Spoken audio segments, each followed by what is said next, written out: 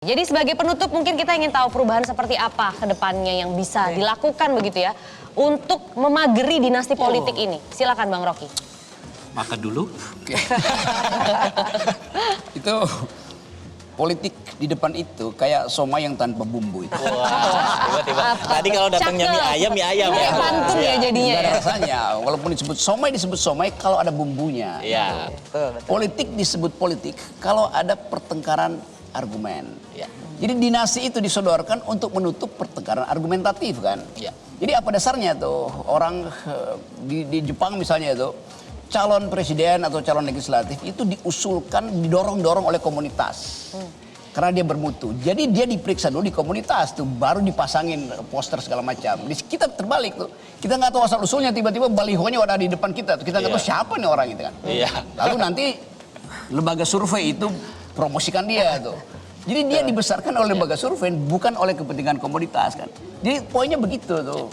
Jadi sementara kita membayangkan satu pemilu yang rasional, yang bermoral, justru yang terlihat di sini adalah upaya untuk membatalkan prinsip-prinsip dasar demokrasi itu, yaitu kompetisi itu. Dinasti itu nggak melewat kompetisi, karena diasuh oleh semacam ambisi. Jadi dinasti itu lahir karena ambisi seseorang. Baik, terima kasih. Kalau dari Bang Rey dan juga Mbak Pipit, boleh mungkin agak singkat aja. Mbak Pipit dulu. Gimana harapannya? Oh iya, dari saya singkatnya ya harapannya kita ingin politik yang bisa memunculkan wajah-wajah baru. Ya. Jadi adanya politik dinasti kayak gini tidak akan memunculkan wajah-wajah baru, dia lagi dan akibatnya akhirnya ke publik. Pokoknya ukuran kita harusnya publik. Publik Akhirnya, diuntungkan atau tidak? Turunnya ke kebijakannya juga tidak ada yang baru akhirnya kan? Akhirnya karena tidak ada yang baru, aja. nerusin aja. Kalau misalnya korupsi, terusin korupsi gitu kan. Iya, Dan lumayan. melanggengkan nepotisme itu tadi gitu ya. Dan Kalau saling Bang Rey? menutupi juga akhirnya. Nah itu dia. Saya makin seujun ya akhir ini. Aduh. Bang Rey gimana Bang Rey?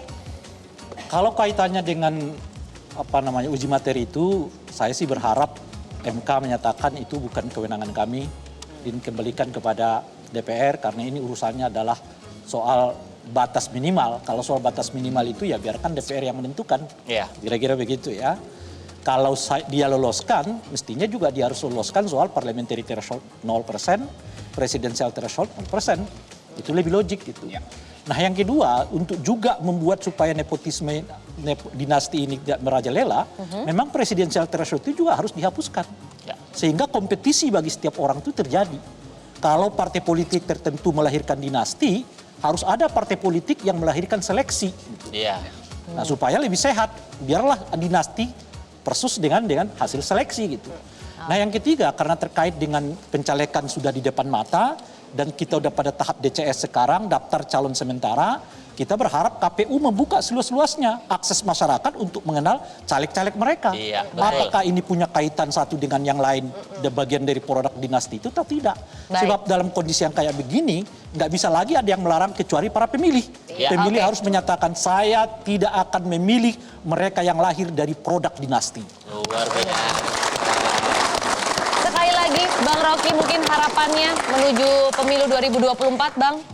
Saya kira Ketua Mahkamah Konstitusi, kendati dia bagian dari tamu tetap makan malamnya Pak Jokowi,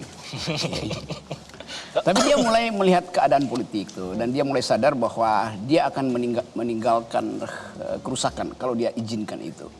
Dan sinyal pertama sebetulnya udah diucapkan oleh Saldi Isra, itu balikin aja ke DPR tuh, supaya cuci tangan aja kan. Kalau ke DPR memang jadi rumit di situ kan, pertengkarannya masih panjang tuh.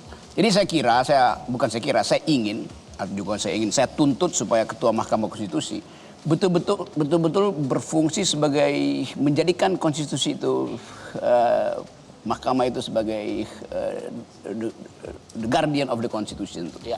Jangan sampai Mahkamah Konstitusi berubah menjadi Mahkamah Konstipasi. Konstipasi ada lagi tuh. Atau mahkamah keluarga. Ada juga yang bilang mahkamah keluarga katanya. Terima kasih kepada Luar narasumber biasa, yang boleh sudah tepuk tangan dong hadir untuk 3 orang narasumber kita ini. Ya masa sih kita mau mengulang hal yang diperjuangkan di masa reformasi begitu Iya, ya. Ini harus kayak berubah ngulang menjadi lebih baik lagi lah, gitu ya. Terima kasih juga buat teman-teman yang sudah datang di studio, nonton di rumah, musyawarah Rebuan di daerah manapun kalian berada malam hari ini. Terima kasih. Jangan lupa bisa akses di website kami ya, rebuan.id ya. Ya, atau hubungi kontak yang ada di bawah ini. Betul, bisa join musyawarah Rebuan bersama kami di sini. Jangan lupa juga untuk nonton Suara Rebuan Setiap hari Rabu jam 7 malam bersama Ridwan Remin dan juga Maria. Pamit, Assalamualaikum warahmatullahi wabarakatuh. Suara Rebuan, Suara Perubahan. Sampai jumpa. Suara Rebuan, suara perubahan, suara Rebuan, suara perubahan.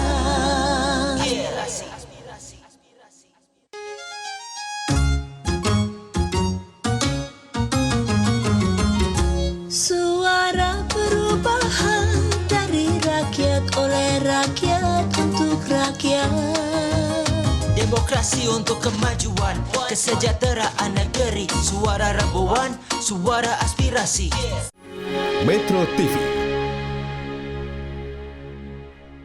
Jelajahi cara baru mendapatkan informasi. Download Metro TV Extend sekarang.